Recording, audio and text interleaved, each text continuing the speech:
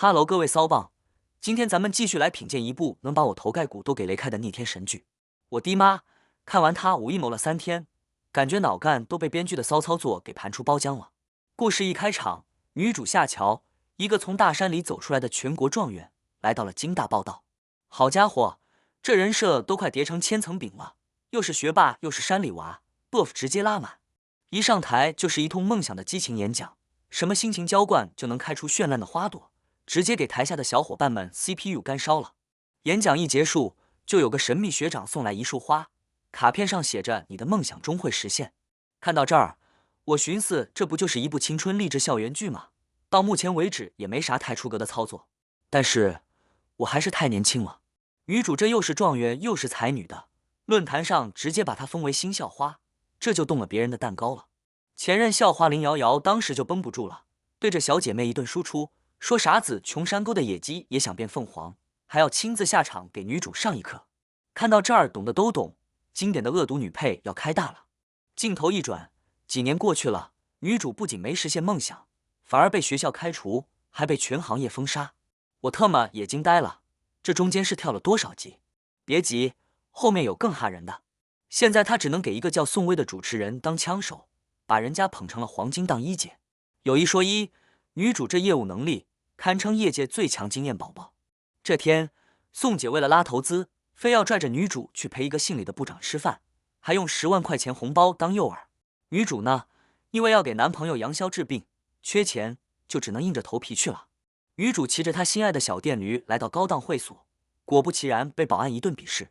与此同时，咱们的男主陆时彦，一个离谱的霸总，也正好回国。他跟朋友霍少吹牛，说自己回国是带着任务来的。他奶奶催他结婚，霍少就问他喜欢啥样的，男主脑子里立马就浮现出5年前女主在台上演讲的画面。好家伙，原来他就是那个送花的神秘学长，这伏笔堪称身临其境。接下来就是年度最离谱的巧合大赏，女主进会所直接走错了包厢，一头撞进了男主的局。男主的小老弟霍少一看保安赶来我们的人，当场就把人家给开了。我直接一个地铁老人看手机，这霸总的跟班都这么嚣张的吗？女主这边呢，饭局上被那个油腻的李部长疯狂灌酒，宋姐还在旁边疯狂补刀，商业互吹搞得跟说相声一样。酒过3巡，宋姐贴心的给大家都开了房。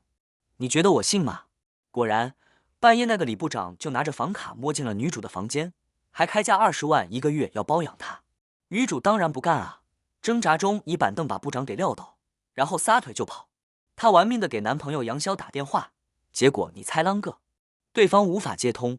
就在女主快被逮住的时候，男主陆时彦闪亮登场，他一把将女主拉到身后藏起来，3两下就把追兵给打发了。然后经典桥段来了，你害怕吗？害怕就抱着我，别怕，有我在。我直接好家伙，这不就是外网文男主照进现实吗？又是给外套，又是要微信，借口更是逆天。这衣服很贵，你得洗干净还我。我哭死，这才是真正的神级搭讪技巧，强烈建议纳入教科书。更炸裂的还在后面，男主跟霍少摊牌了，说自己5年前就对女主一见钟情。那他为啥出国了呢？因为爹妈坐飞机失事，留下了几千亿美金的遗产，他得赶紧回去跟各路叔叔伯伯打一场惊天动地的家族内战。我听到这儿直接绷不住了，几千亿美金，哥们儿，你这剧本是从哪个付费网站 CV 过来的？通货膨胀都没你这么膨胀的。而另一边，女主回到家，终于见到了她那个宝贝男友杨潇。为啥不接电话？我们这位绝世好男友理直气壮地说：“我在打游戏呢。”我的妈，这是什么顶级下头男啊！女朋友在外面九死一生，他在这儿疯狂上分，这才是真正的电竞精神。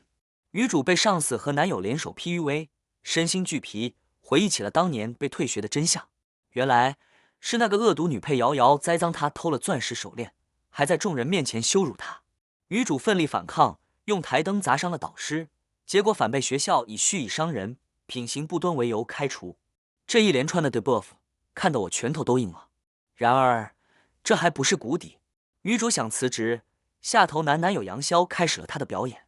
他说当年为了给女主出头，去找那个禽兽导师打了一架，结果命根子被踹坏了，得了性功能障碍，手术费要100万，所以女主必须赚钱给他治病。看到这，弹幕上的小伙伴们是不是也觉得这男的虽然下头，但还有点担当？别急，反转来了。杨潇的朋友看不下去了，戳穿他根本没病，就是个烂赌鬼，把女主辛辛苦苦赚的钱全拿去输了。绝了，真是绝绝子！全世界的恶意都涌向了女主一个人。就在我以为女主马上就要被逼到跳楼的时候，咱们的男主带着他的超能力杀回来了。那个李部长贼心不死，反咬一口说女主仙人跳，逼着他道歉。宋薇和杨潇这两个卧龙凤雏也合起伙来把女主锁在房间里。女主万念俱灰，爬上窗台准备一了百了。就在这千钧一发之际，咱们的霸总男主因为已经收购了这家电视台，直接作为新老板空降现场。他一脚踹开门，在所有人震惊的目光中，把即将坠落的女主救了下来。好家伙，这出场方式简直是致命空大后的天神下凡，帅得一塌糊涂。